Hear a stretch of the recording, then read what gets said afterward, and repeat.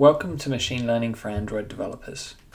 Today is going to have two parts. Firstly, fundamentals.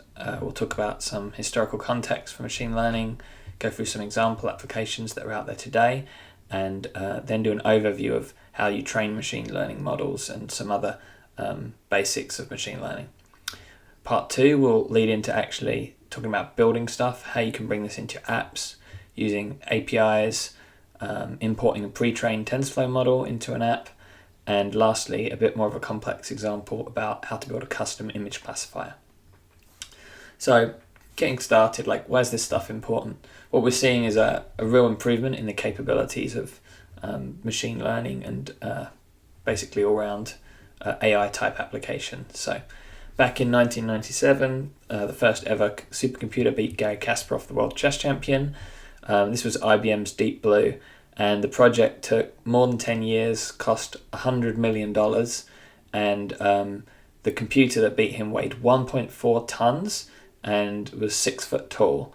So it gives you a measure of, back then, how much compute power you needed.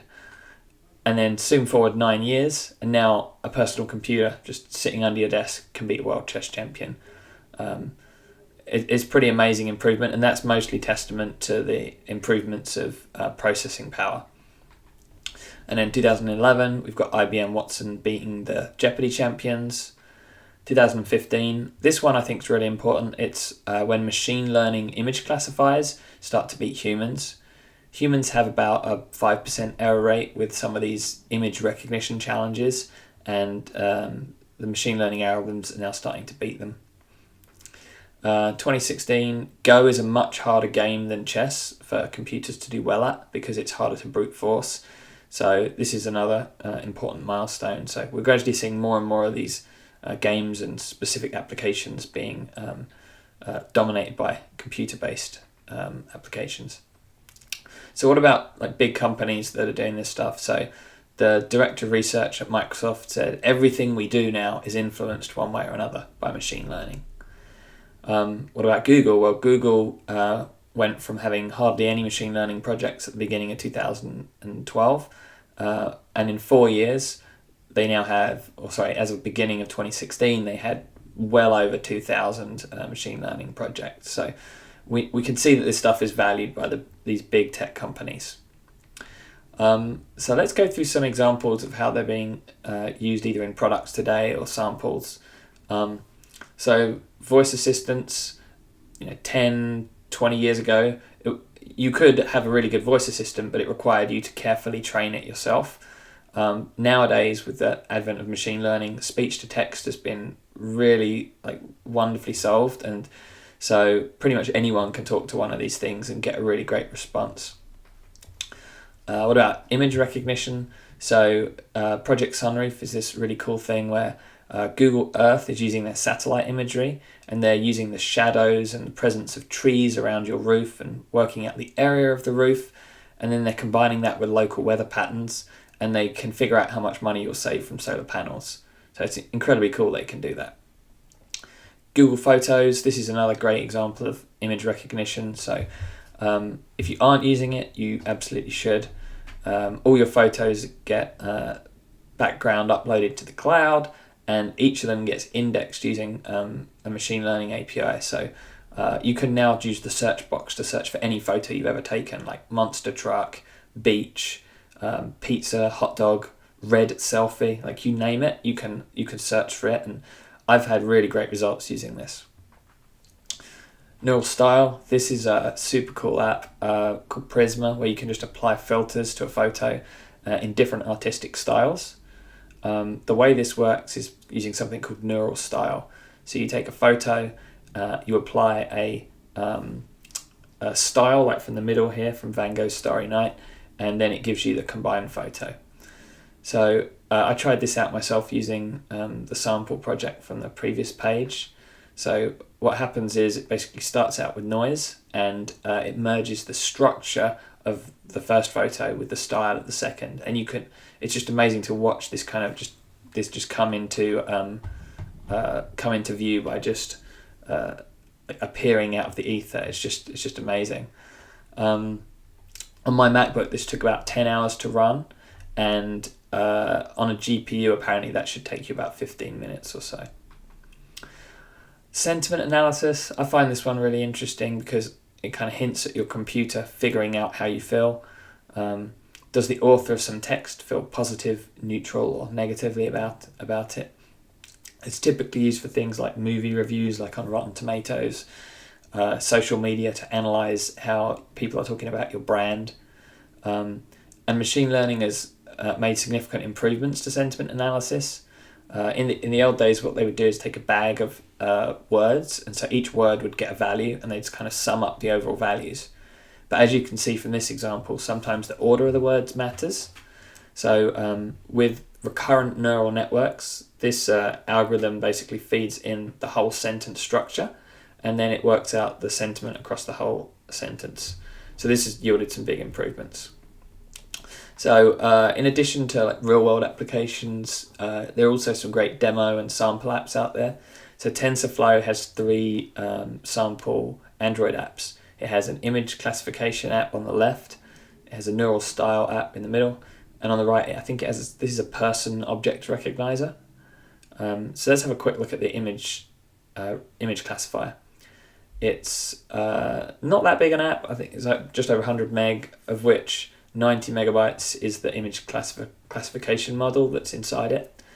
The thing that really blows my mind about this is it works completely offline. So what you do is, go into airplane mode, launch the app, and you can go classify coffee cups and laptops to your heart's content. The values in the blue bar at the top, that's the confidence level. So here it's about 40% confident that's a coffee mug, 63% confident it's a notebook. Both of those are pretty good results. It doesn't always work perfectly. I found it could identify an espresso maker, but depending on the angle of the camera shot, sometimes it would fail. It also makes some amusing mistakes. So this is a chair, but I could totally see why it thinks that it might be a crib. The bars on the chair back look a lot like crib slats, so that makes a lot of sense to me why it would have predicted that. And then my water bottle does look a lot like a beaker, so fair play to it. It did actually get water bottle correctly, but it was its third choice with only a 17% confidence. So those were some real world examples that should have you excited about machine learning. So let's talk about when to use it and how to use it.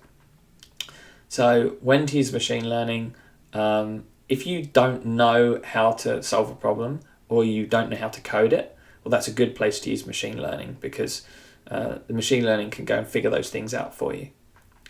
Another situation is, say you have humans who can solve the problem, like classifying which emails are spam.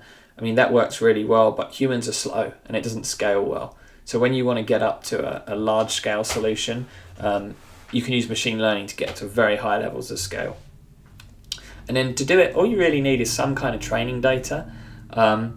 And it doesn't need to be as formal as it sounds. Like you could imagine your training mechanism is that you deploy some kind of machine learning model and then you measure how happy your users are, like net promoter score or something like that. And you can have different variations of that model and just keep optimizing for whatever makes the users most happy. And that's an example of where you could use the whole system to do the training. And it's not like a formal, pass in 100 million images or whatever. So there's lots of different ways to do it, but you basically have to have some way to measure success or score how well it's doing. And as long as you have that, you can use machine learning. So what's the process for doing this? Well, there's 5 steps. You get the data, you have to manipulate it and get it ready for the system to use. You have to train the model, and then you need to test how well the model's doing, and then finally you need to iterate and improve. So let's dig into each of these steps in a bit more detail. So getting the data, you need lots of it because machine learning is still largely a brute force kind of approach. It's not able to make the same kind of jumps of inference that humans can do, at least not yet. So you do need a lot of data. And the good news is that there's so many tutorials and data sources out there that you can actually get a lot of useful training data online and get started without having to do too much manual drudgery of finding data. So let's go through some common examples, particularly some that are commonly used in machine learning tutorials. So NIST is the National Institute of Standards and Technology. They got the Census Bureau employees and some high school students to fill in a bunch of these forms, and then they cropped out each of the letters, each of the characters that they've written down, and you built a training set with over 800,000 of them in. And because this was done back in 1995, that was distributed via CD-ROM, which is kind of amusing to think of. MNIST is a follow-up, like an extension of NIST. So they basically changed the way they partition the training and the testing sets, and they normalized it a bit. So this is one that you're going to see mentioned in loads of tutorials, so it's worth being able to recognize the name. Getting into English language stuff, back in the 80s, Princeton had this project to build a database of all English words. And in fact, what they did was group words into concepts, which they called SYN sets. So SYN set is a fancy word for a concept, meaning a bunch of words that mean pretty much the same thing. So you can see I searched their website on the right here for hot dog, and it returned like Frankfurter, hot dog, wiener, and other words that it considers equivalent. So that WordNet has over 110,000 concepts in it, 80,000 of them are nouns. It's no longer maintained, but it forms the basis of other important projects today, like ImageNet. So ImageNet is images for different words in WordNet. So they have over 14 million images representing over 20,000 concepts. They run an annual competition, and that's what I mentioned earlier in 2015, where the machine learning classifiers started to beat humans. So as you can see here, I've searched for hot dog, and it shows up in the kind of hierarchy of concepts down under snack food and sandwich. So in addition to these kind of educational academic data sets, there's also a really great website called Kaggle. It's a data science website that runs competitions. So their introductory competition that you can take at any time is predicting survival on the Titanic. And they have leaderboards for these competitions, they have tutorials, you collect medals, and they also allow big companies, or any companies, to offer prizes for tournaments. So you can see here, like Zillow is offering over $1 million for an algorithm challenge that they've posted, and there's all kinds of other challenges in that list too, like Instacart, Intel, Planet, lots of interesting challenges. Usually they'll also provide the data for you, they just want you to find the solution. As well as the prizes, there's loads and loads of data sets on there. So you have like European soccer, NFL, IMDb, there's all kinds of interesting data sets that you can just go grab and play around with. So I think it's a really cool website.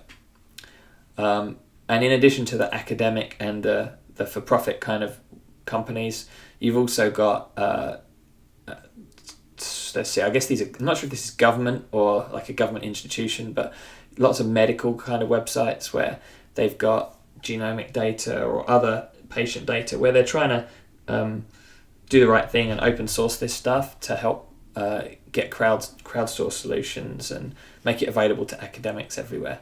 So some really big problems are available online for you to try and solve. So that was a lot about step one. Let's move on to the final steps here. So step two is cleaning, preparing the data. You've got to get it in the right format. If you're doing some kind of supervised learning, you have to label the data. And typically that means just putting it in folders with the right name in the folder. And a really interesting point is you have to distort your data so that it will generalize. So the model that gets created needs to make sure it's not too specific. So imagine you had loads of photos which had a hot dog perfectly in the center and it had a big white space boundary around the edges. Now what would happen is if you fed in lots of photos like that, the image classifier that you're training would only learn to recognize a hot dog that's exactly in the center. So the way that you solve that problem is that you run something that will distort your data to rotate it, zoom in and out, brighten and crop. And then there's also a question about whether you mirror. If you're trying to teach something to recognize text, but only readable text, you might not want it to mirror the input. And the net result of doing all this is that the model that comes out will be able to cope with those objects in all kinds of different positions and orientations and zoom levels. One example that I've heard for that is when you're training autonomous cars with a video footage. If the video footage doesn't contain any really strong shadows, you want to add the shadows in afterwards, because like a really dark shadow across a road might really confuse your steering algorithm. It might think it's going to hit a wall or something like that. So they'll actually simulate shadows across their data sets to make sure that the cars can cope cleanly with shadows that might appear anywhere. The interesting thing about distorting the data is you don't do that first. You would typically try and get a good solution in place first, and then add in the distortion to improve it later, because it's going to take a lot longer to train. So step 3 is training. Obviously this is very computationally expensive. It's crunching through loads of images and loads of iterations. You typically want to be buying yourself a CPU if you're going to do a lot of this, or at least running it on the cloud on something with specialized hardware. I've been to a lot of meetup groups that talk about how to do training of models, and I still feel like only an expert can configure one of these training algorithms from scratch. I've seen a bunch of this code, and it just like really hurts my brain to try and read it. The good news is, and we'll talk about later, there are ways you can adjust examples and get a lot of the benefits. But if you're talking about trying to do this from scratch, I would recommend only experts try it. And to give you a measure of that, here's a cheat sheet from Microsoft. You start in the middle at the greenish circle, and depending on what kind of problem you're solving, you follow the arrow out, and then it gives you a choice of the different kinds of algorithms you can use. So you don't need to read all that, but even just picking the algorithm is quite tricky. And then once you have the algorithm, you also have to configure it. So even assuming you configure it to do roughly the right thing, you still have to worry about how generalized your solution is. So underfitting and overfitting are very common problems. So in the middle here, this example is from Wikipedia, the curved line is pretty much what we think the optimum solution is for this classification problem. So like all the circles are probably inside the blue line, and there's a couple of rogue points in there, but that's the most general solution. Now on the left side, imagine we trained our model and said, oh, we're going to use a linear model. So it's just drawing a straight line. You can see that straight line is never going to give a good solution to this particular problem space. And now on the other extreme, on the far right, imagine we picked something that's much more flexible, so it's able to draw a very wiggly line. In this case, we can see that it's far too specific. It's basically circled all the individual points. So it's kind of memorized the training data set. And we can see that this is probably not going to end up being that accurate, because as you add in more data points, it's not going to generalize very well. So step 4 in the process is we need to save some data to test how our model's doing. So we typically reserve some percentage of the data, like 10 to 30%. There are different algorithms for how you pick which parts of the data you're going to use for testing, because you want to avoid systemic problems. And I wanted to have a little sidebar here about how you calculate the accuracy, because it's actually quite subtle. So this is an MRI scan of a heart, and we're trying to find the left ventricle. Let's assume this red circle is the left ventricle. I've no idea if it is, but let's pretend it is.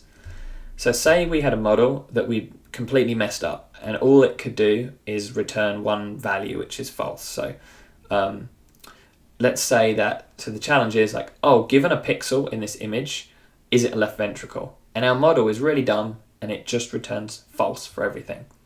If we were calculating the accuracy naively, we would say, okay, well, this stupid model is going to be correct 95% of the time, because there's actually not a lot of pixels on that picture that are left ventricle. So this is just a reminder that you have to either know quite a bit about statistics, or you have to be careful to understand what's going on when you're looking at these accuracy figures that come out. The way this is usually solved is either with special accuracy calculations, or using something called a confusion matrix, which often helps with this kind of problem. And then the final step is we want to iterate and increase our accuracy. So that was a kind of whirlwind tour of the process from beginning to end. Let's go into a bit more detail about one of the most common kinds of algorithm. So from this chart, if we actually look, neural networks appear in 3 different places. And neural networks are considered something of the Swiss Army knife of machine learning. So they avoid you having to do a lot of manual stuff you would have to do with other algorithms. So let's talk about them in more detail. They're modeled on the human brain. This is a neuron, and it's modeled like this. You don't need to really understand this, but in summary, some data comes in, like inputs come into the left side. They're weighted in some way, they're combined in some way, and then ultimately an activation function runs on them before feeding onto the next neuron. And this non-linear part is kind of subtle.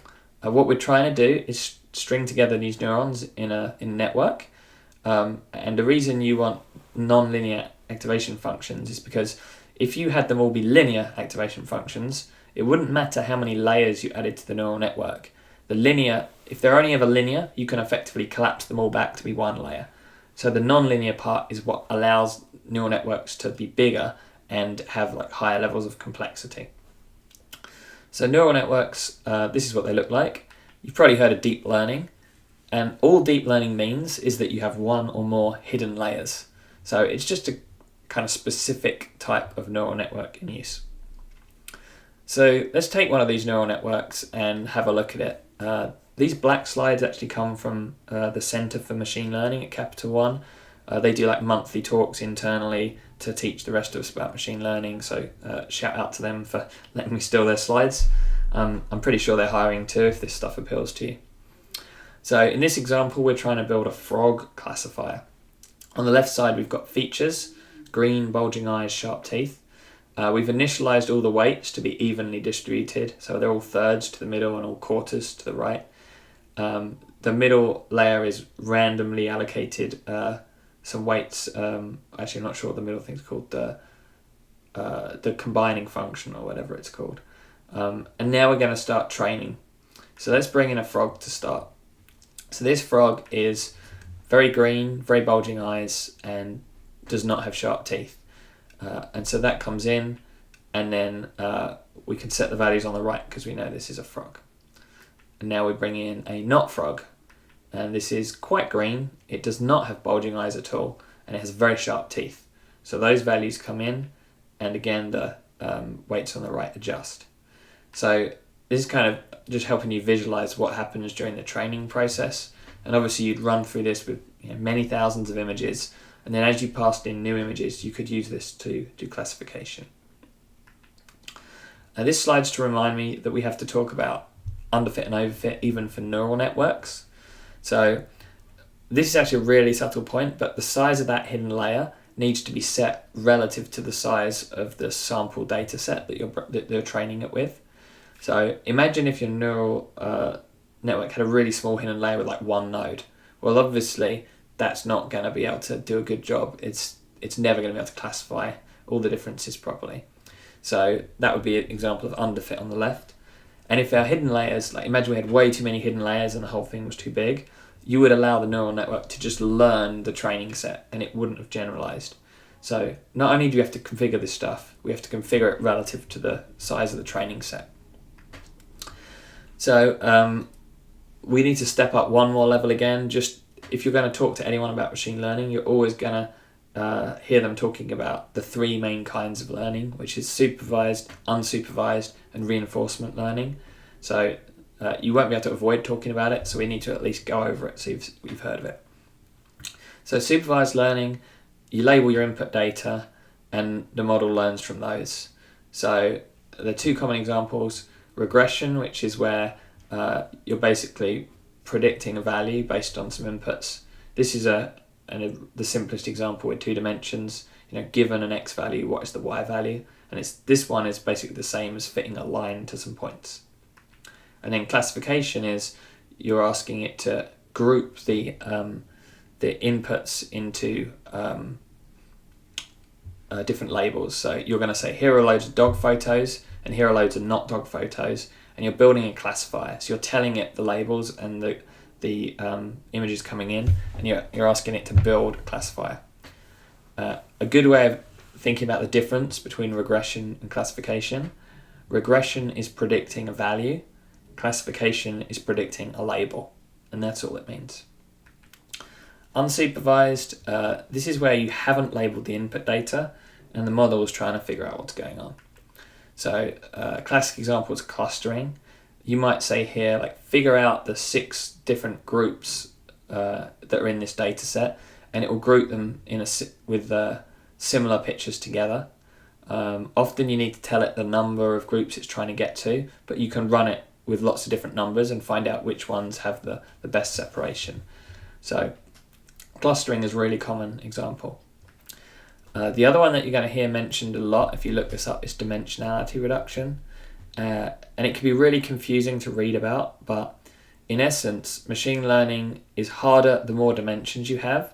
So there are lots of situations where you want to try and reduce the number of dimensions before you do the training. So to give you like a really trivial example, imagine you have a racing car that has 3 location sensors built into it, and you've got all the location data, and you're trying to do some machine learning.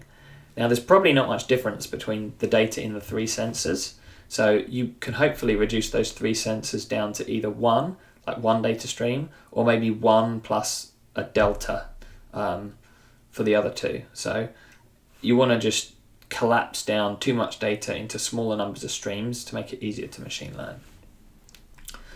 Reinforcement learning, this is a really fun one. So anything with a reward function you can train. So the most common example is games. So Pong has been done, you can go read about that. Space Invaders, I saw a guy demoing this at a conference back in November, and I just thought it was super fun. So the way this is trained is the input to the training is 4 frames from the screen. So the reason you need more than 1 frame is so that you can effectively infer the direction of movement of everything in the screen. And then the possible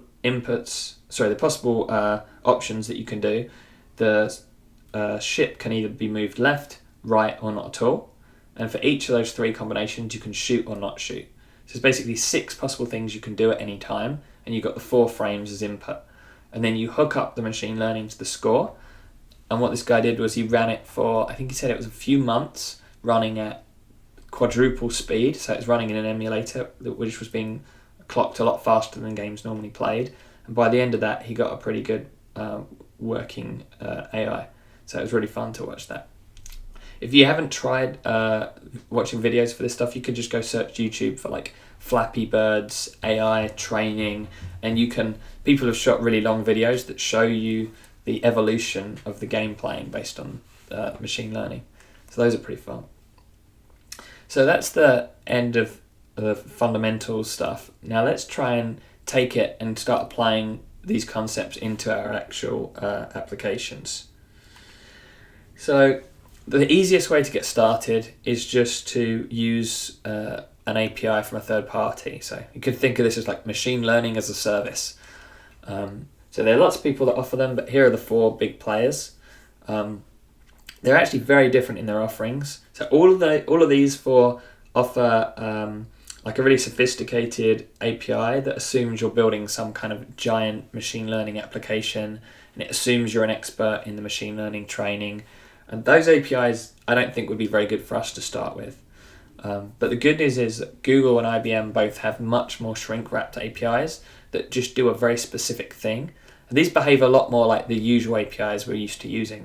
Upload something, get some useful information back. So let's have a look at the Google ones. Job search was announced at I/O. I've seen the output of that, and that looks cool.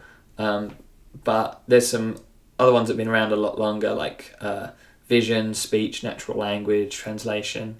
And we'll look at a couple of them now. One of the things I like about all these APIs is that Google make it really easy to just test them out yourself just by going to the web page and just uploading an image file or entering some text in a text field. So it's super easy to experiment with without actually having to go and integrate. So in this case, I've uploaded a photo, and you can see it's automatically generated all these labels on the right. This is what we talked about earlier, the kind of features that are in Google Photos. It's exactly the same thing, but available for you to consume. You can see along the top there's all these tabs. One of the other tabs is the faces. It's showing you the exact coordinates of all the parts of the face and telling you how happy or sad or other that the subject is. So this is also sentiment analysis based on face, which is really cool.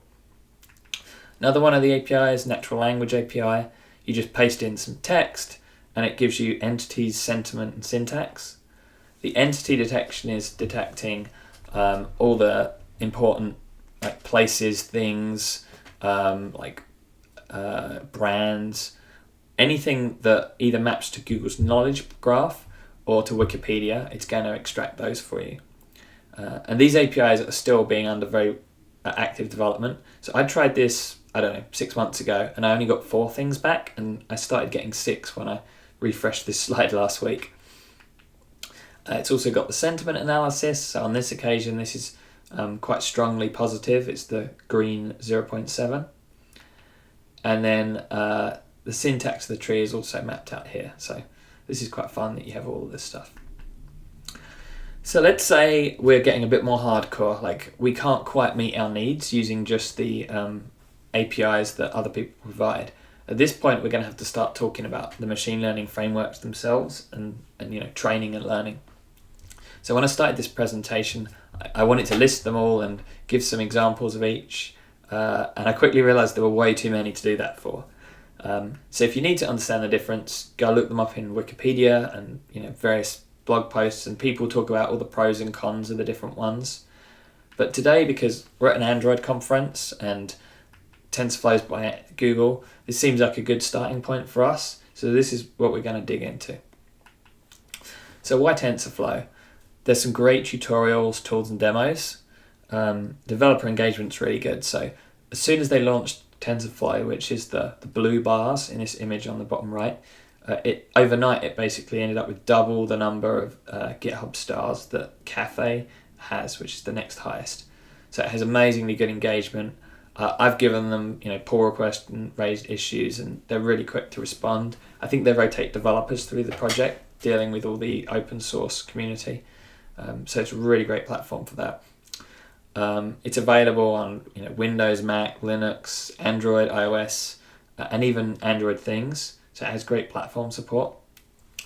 And it's built to scale. So whenever you do anything in TensorFlow, the code that you write can easily be taken and scaled up to run in production on like millions of servers simultaneously. So it's pretty seamless to move from the playground into the production. What are the downsides? Training for TensorFlow is done in Python or C++, so you're going to have to know enough about those if you're doing any training. It's generally pretty easy to follow the Python code, so I wouldn't consider this a deal breaker, but watch out for it. You need the NDK when you're using TensorFlow in your app, because TensorFlow's done in native code. Like that's how it achieves its cross-platform. It has a bunch of native code in there. Bazel is the build tool, so you can't just build one of these typically with Gradle. You're going to have to do some other kind of building too. So if you're following any of the Google tutorials, they're all going to assume that you want to use Bazel, and so you have to install that and follow their instructions carefully on how to build. So that's a little bit of a pain to have to think about that. The other one I've noticed is, because the platform's still under very active development, the tutorials often are lagging the state of the platform. So that applies to the blogging community as well. Like you'll find some really great article that's from a year ago. You'll be following it through, but some of the methods are now deprecated, or the way that you launch the Docker container for TensorFlow has changed. Like things like that will occasionally bite you. And one thing I noticed, I think the model files that it produces are still a bit big. So the default versions of these, for an image classifier, I found range from 10 to 90 megabytes. There are ways to make these smaller on disk, but it does feel like they're maybe a little bit too big still. So the good news is that they announced TensorFlow Lite at Google I/O, and that is hopefully coming later this year. And I'm pretty sure they're going to optimize the way you get these models on the device. So we're going to they'll be shrinking them and stuff like that. So let's say we want to get started and we want to get an Android project and just drop in a pre-trained TensorFlow model. Like that feels like the easiest thing to do. So what I did was went and found this GitHub project, links on the screen. This person has created an app where basically what you do is you draw with your finger on the screen and press detect. That one it got wrong. And it's going to try and predict which number you've drawn. So it generally does a pretty solid job. Occasionally it will get confused, like this one it's going to get wrong because it looks a bit like a 6, but this is not intended to be the best possible model. It's more of an example project so you can see how all the pieces fit together. So what's the architecture of one of these projects? You have, for an image classifier at least, you'll be feeding an image down into TensorFlow. And the way that you do that is you have to bridge from the Android SDK in Java to the NDK in C++. So you need to use the JNI. The JNI is Java Native Interface. So you have to have like a little layer of C code which gets compiled down to JNI, and that knows how to call into the rest of the NDK. So here the images get fed into this kind of TensorFlow wrapper layer, and then it converts those into a tensor, which goes into the graph. The TensorFlow graphs are all protocol buffer based, so they'll just take something in and feed out a result, and then in this case we're getting back the classifications and the confidence. If we were using some kind of regression instead of classifier, then we would be getting back a value instead of a label. So here's the structure of the project. We're going to show you all the key parts here. So to start with, let's look at the native code. So if you've never seen it before, they end up in the JNI libs folder, and the .so files are the native code. The thing to note here is we actually only have one architecture listed. So this is the folder ARM ABI v7a. This covers, at least from my experience in the US apps, the overwhelming majority of phones, like well over 99%.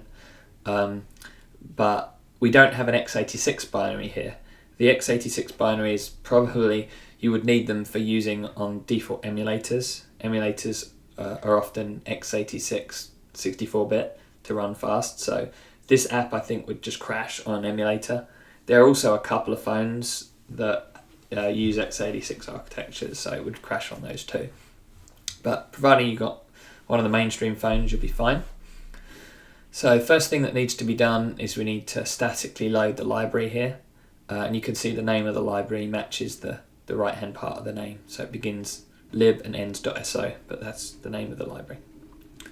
Now we also have the graph. So this is the TensorFlow model. TensorFlow model, TensorFlow graph, basically the same thing. And that gets loaded during the setup. So you can see it's passed to this init method. And this init method, you can see, is a native method. The keyword native is on the left there.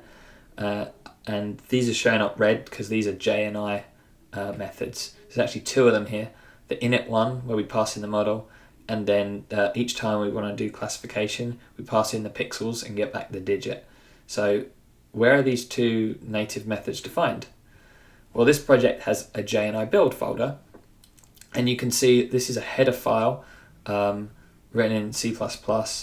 So you can see the highlighted init and detect digit. Like, this is how the definitions are built for that wrapper to define the ins and outs.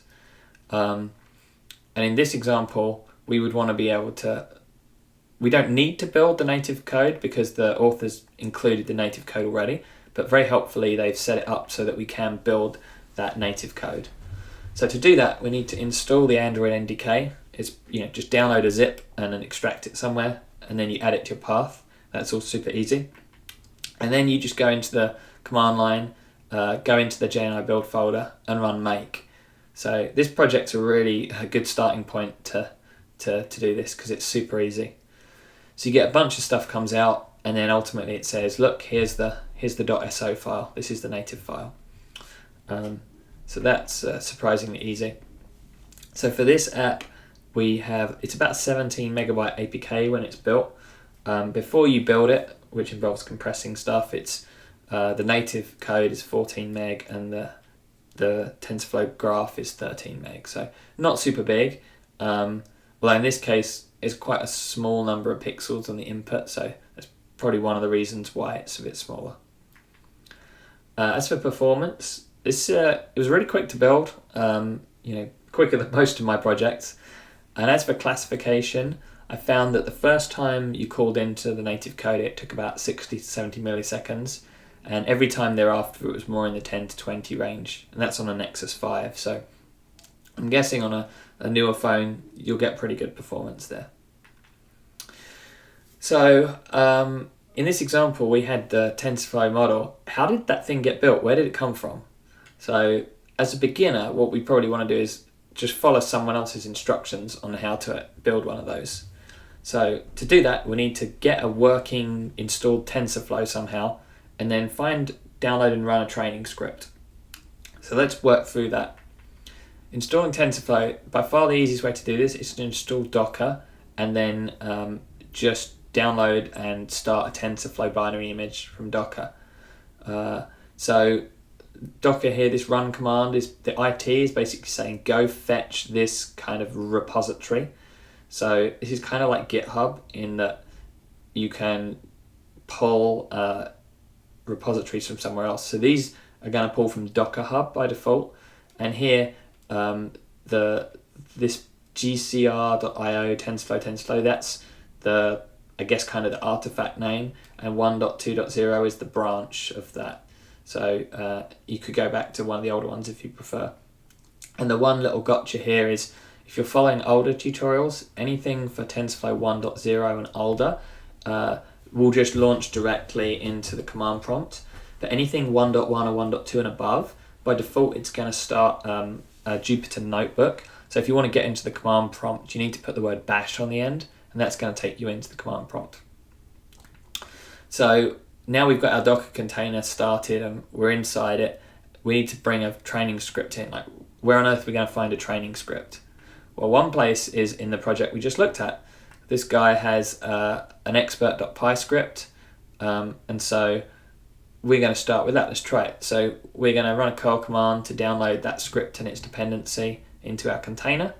We run this from in the container directly, and then we just python expert.py, and it begins. So it downloads some training data and starts crunching through, iterating, and you see it gets up to 500. And at this point we're getting bored, so let's have a diversion and talk about Docker a bit. So I found I lost a lot of time when playing around with Docker. Basically there were some gotchas, and because I didn't really understand what I was doing, it cost me quite a bit of time. So first thing is that a Docker is not a virtual machine, so it's not an area of disk that you sort of SSH into it effectively and run some commands and everything you do will get saved on disk. It doesn't really work like that. Unless you specifically commit your changes, your Docker image is just getting thrown away when you close the container. Oh, sorry, the container is getting thrown away. You still have the original image, but the changes are lost. And then the other thing is when you're running a container, you typically want to move files in and out between the local machine and the container. So you can do that using Docker copy commands, and those are a bit like ADB's commands where you can push things on and off a device, but that can get tedious.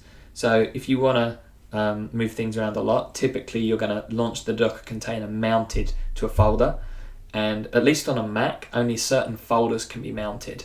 So the home location and its subfolders can be mounted, but some of the other ones I tried didn't mount, and they would silently fail, which was confusing. And then the final thing is when running some of these big training operations, it can actually take a really long time, and if you wait 20-30 minutes and then the whole thing fails with a weird error, and it turns out that I was hitting out memory errors. So there are certain extra parameters you need to pass to your Docker container while it's running these commands to make sure it has enough memory. I'll cover that later. So we come back to our training. It's still running. On this occasion, it's already taken well over 40 minutes. We're at 10,000 and it's still going. So at this point, we probably ask ourselves, as I did on Saturday, why is this taking so long? What on earth is it doing? So you go in, open up expert.py, and we can start to poke around in this code. There's a lot of scary looking stuff, which we're going to ignore, but there are certain bits that jump out at us and we can answer some of the interesting questions. So the first thing is what this X and this Y underscore are. So the 784 here for X, this is the size of the input image. So they're 28 by 28. And so this is the size of the training set images that are being passed in. So that tensor is I'm not sure if my terminology is right, but a 784 item vector. And then the outputs, Y underscore here, there's 10 possible outputs. There's the digits 0 through 9. And if we scroll down a bit, eventually we'll spot this for loop, which it's pretty clear this is our training loop. And this shows why it's taken so long, because it's trying to do 20,000 loops through. So here we can see it's each time it's pulling in 50 of the next MNIST training images, and every 100 steps through the loop, it's gonna print out some training accuracy. So that at least explains how much longer we have for the whole thing to go. Next thing is this final method in the expert file. There's only 133 lines in the file, and this final one is just setting up the graph to export. So it's basically building the model that's getting exported. So the keyword here on the right is input. So the input to this trained graph is going to be 784 size tensor. So we're kind of saying there, when we're using this graph, we're going to need to pass it bitmap data that fits the same size as the data we trained it on, which kind of makes sense. Like, we don't really know what we're doing, so we wouldn't know how to generalize that differently. So at least makes a little bit of sense. And as for the output, there's a lot of fancy machine learning, data sciencey kind of functions happening here. But ultimately, this is saying the output is returning the label. So the Y underscore from earlier is the output label. So this is just saying the output is the digit label. So it's, that number of 0 through 9. And then we can also see here where it's writing out the graph, and it's calling it expert graph. And if we jump back to our screenshot earlier, this is the expert graph that we have in our assets folder. The beginner graph is like a different example. So I couldn't get the beginner graph training to work, so I tried the expert one next. Okay, and now after all that, we come back, and after 90 minutes, the last line of the output just says killed, and then I searched my file system, and there was no protocol buffer graph anywhere there. So I didn't actually have success in retraining this. So I think if you're going to do an example training, you probably want to go get one from maybe one of the Google projects. They're probably more likely to stay up to date. So we didn't manage to rebuild it, but we do still have the author's expert model. So like, how would we view that? Like, ideally, we would want to be able to inspect it and see what's going on in there. So there's this really awesome UI tool called TensorBoard. This is an old screenshot, but I was trying to find one that had a similar graph to the MNIST one we just did. So this is from somebody else's blog, but you can see that there's the shape of the graph, that's the TensorFlow model, and if you click on the nodes, they expand and show you what's inside them. So this is mostly impossible for me to understand, but it feels really powerful that you can at least go look inside and see what's going on with your graphs. There are actually probably now about 8 different options that the TensorBoard has. So if you search YouTube videos, you'll see some amazing stuff that you can get visualized in here. How do you use TensorBoard? Well, by default, it's just dependent on TensorFlow. And so you normally need to be in an environment that has TensorFlow, and then you can run it. But because we've only practiced using Docker to do building of models, we need a way for Docker to share what's happening in the container back out to the local host. Because what you do is you effectively start a process and go to it in your browser. So here we have to pass a port mapping into Docker. So by default, TensorBoard runs on 6006. So we're basically saying here, remap 6006 on a container to 6006 on the local host. And so we do the same as we did before to launch it. Another alternative is if you've got pip on your system, you can just do pip install TensorBoard, and that's probably one of the quickest ways to get TensorBoard on your machine. So that's an option too. running TensorBoard, it's just passing one argument telling it where the logs are to go, and then you open localhost in your browser to view the TensorBoard web UI. Some limitations. I was really surprised when I looked at this. You can't just open a pre-trained model in TensorBoard, and Google know this is a big hole. So in the master branch TensorFlow, they have an import PB to TensorBoard. Unfortunately, it doesn't seem to work at the moment, so I opened a GitHub issue against that. I'm expecting that to work relatively soon because it seems like a really common request. So in the absence of that, what you need to do is insert kind of checkpoints in your training script to make sure that it's writing stuff to the logs folder so that TensorBoard can show you the output. And the really cool thing about that is it'll actually show you the progression as training carries on. So like say you'll see like a graph of the accuracy gradually improving, and there's all kinds of things that it does that allow you to visualize what's happening during the training. So you don't have to just run it for 10 hours and get to the end. If you know what you're doing, you could see like after 5 minutes, oh, this isn't going well. So for now, what I'd recommend is you probably want to go find training examples that explicitly say they're built for TensorBoard, because those will be a lot easier to understand. So as our final experiment, we're going to go talk about building a custom image classifier.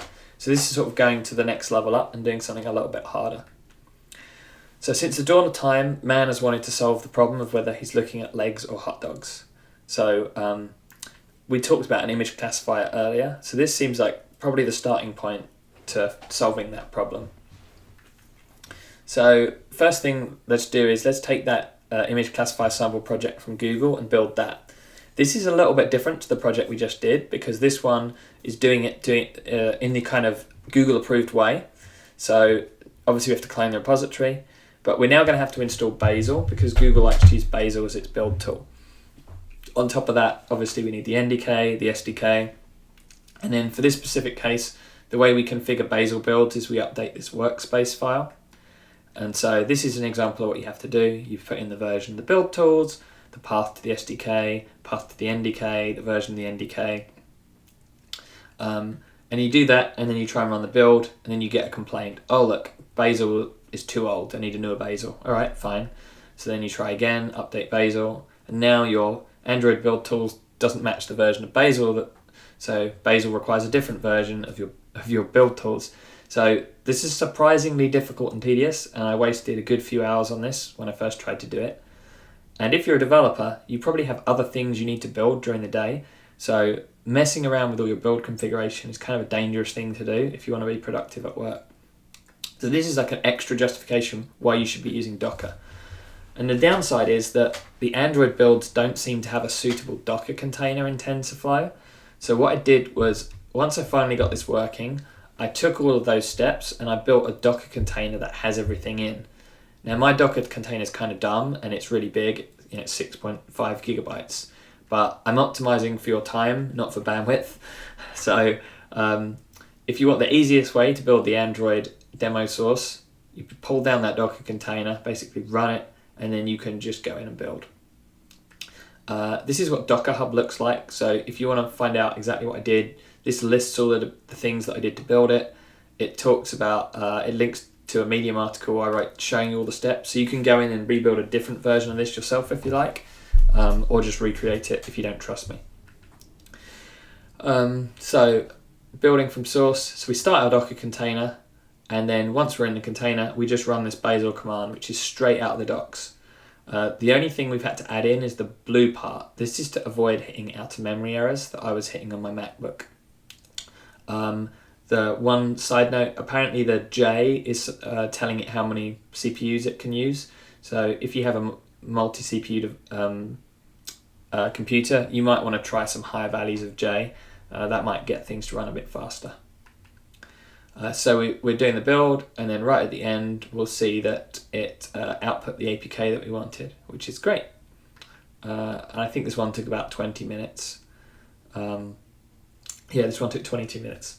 And so that's great. We've got our APK, we can pull it off, and oh look, it's exactly the same app that we just used earlier. So that's not that convincing. So just to show you that this does actually work, you can go in, you can find the recognition score view, change the color of the background, rebuild it again, And now we have a green bar at the top. So that at least fills us with confidence we have rebuilt the app. So how do we get to the legs or hot dogs classifier? So TF classifier, the image classifier, you can see that this says it uses the Google inception model. We're going to need to understand a bit more about how the app works before we can retrain it. So what is the Google inception model? Well, TensorFlow has loads of different models. I'm just showing you that there are many others, but inception is specifically listed there. And this gets downloaded as part of the build process. And the good thing is that if we start searching around, we'll find some great tutorials, including this one from TensorFlow that says how to retrain inception for new categories. So what we can do is, this is a visualization of what inception does. Inception is Inception v3 at least, is the one that won that machine learning competition in 2015. And a newer version of Inception won the competition in 2015. This is an older one that is from 2012, so it's not quite as good, but it does the job well enough for our demo app. And so what you'll see is that the graph is doing a bunch of stuff, and generally speaking, neural nets that take in two-dimensional images, they end up being called convolutional neural networks because of the way they kind of they progressively reveal detail and shapes and features. So in this case, like the first layers that start processing the image will start out with edges and then shapes. And the example you would have from like face detection is initially it would be detecting edges and boundaries, and then by the middle it's detecting eyes or noses or ears, and then the high level features are detecting the combinations of those features to resemble, say, a face. And then the very final part of is the classification at the end. So we know it's hard to do training of machine learning models, but there's this great thing called transfer learning. And what you can do is you can basically pull off the classifier at the top and retrain your existing model for slightly different data. So let's try and train it for legs or hot dogs. So thanks to Stephen Tan, who created these training set for me. So we have about 120 images here, some legs and some hot dogs, and they're just in different folders. I put these up to GitHub to let other people provide more images if they want to try and build on top of this. By the way, I did this back in January, I think it was, so way before the Silicon Valley episode, but they beat me. They beat me to the popular appeal. So to do the training, we just need to put these folders in a directory. So we've got, this is all inside the tf_files folder. Doesn't matter what we call it. That's what we're going to use. And now we want to retrain it. So we're going to launch the Docker container again, this time using the -v option to mount our TF files folder in our home directory on the local machine to a root TF files folder in the container. Now that we're in there, we can just run this big command that is available on the internet. And the only thing we have to specify is the image directory at the end to tell it where the retraining images are. And so this will run, and you probably shouldn't pay attention to the accuracy here, but it takes 500 steps. I think it takes about 20 or 30 minutes if I remember correctly. And so now our TF files folder, instead of just having the photos, it has a bunch of other stuff too. It's downloaded the inception model to retrain it, and that's what the folder is there. And then here's the output graph.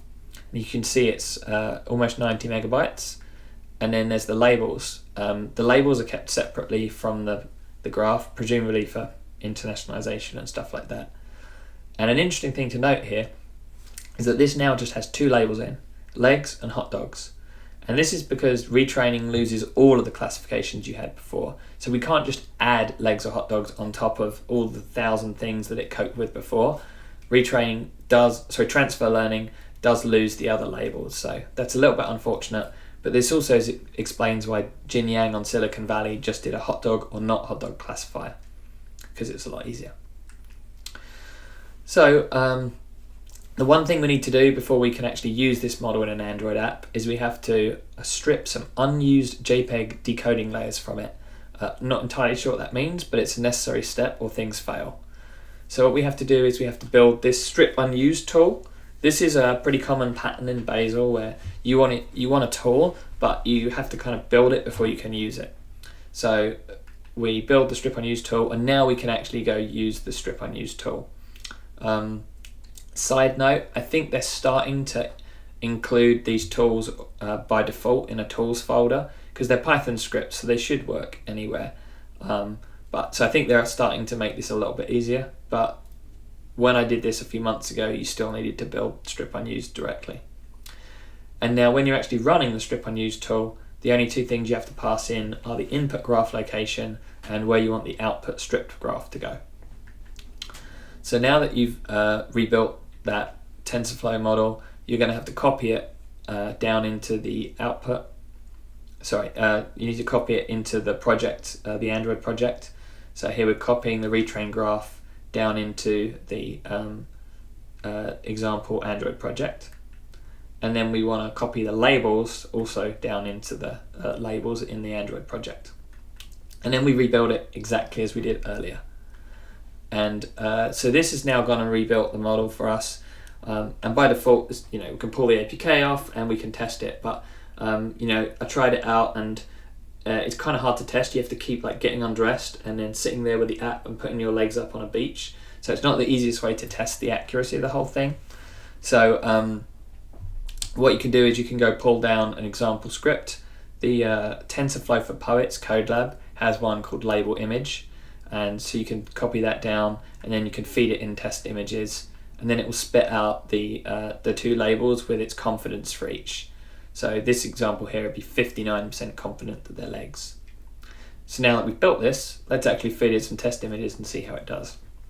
So this is a great result, 89% confident that it's hot dogs. I'm going to give this a check and say it succeeded. This one, these are hot dogs actually. It might be hard for you to tell, but they're hot dogs, and our model wrongly thought that they were legs with a 59% confidence. So that's a clear fail, unfortunately. This one's also tricky to see, but these are human legs, not hot dogs. So on this occasion, the model did really well. It's 91% confident it's legs, and that's definitely correct. And in this one, these are legs, and the model was correct, but it was so marginally correct. It's 50% confident it's legs and 49% confident it's hot dogs. To me, I just don't think that's a good enough confidence level for me to say that it succeeded, so I'm giving it a cross there. So let's recap what we did today. Here are the ways you can use machine learning, going from the easiest to the hardest. We can use cloud-based machine learning APIs. We can embed pre-trained models. We're going to have to do some NDK stuff probably and include some native code, but it's still pretty easy to get working. You can follow other people's instructions to train a model. And in theory that should be easy, but it's still a little bit fiddly. So you need to start with a tutorial that is very up to date and probably preferably from Google, especially if you want to see the TensorBoard outputs for the models being trained. And then we also talked about number 4 here, how to do transfer learning to customize a pre-trained model. That does actually work and feels actually relatively doable. Although, again, you probably want to stick close to the Google sources and use Bazel and all of that stuff to get it working, it has a bigger cost to get into it, but is more likely to work all the way to the end. And then 2 things we didn't talk about were how to actually train your own model from scratch. That's definitely in the realm of machine learning experts. And then the 6th one, which is probably where things are going to be going in future, is how to train your model dynamically on the device. So you can think about options like, say I have an app for taking the metro. It could gradually learn which trains I like to take, or it could figure out when I should leave the office to get to the next train correctly. So I think we're going to see more situations where the training happens on the device.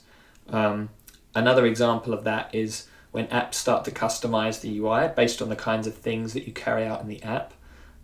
So those options 5 and 6 I think will be coming, and probably want to get used to steps 1 through 4 before you can get into 5 and 6. The links to all this stuff are available online. I did a bunch of smaller blog posts when I was trying to understand this stuff and work my way up to the bigger presentation. So you might find some of those bite-sized chunks a bit easier to follow. The Docker containers there, you can go grab the legs or hot dogs images from the GitHub repository. And then the slides are also going to be available online very soon. So thanks a lot for coming, and I hope you enjoyed the talk.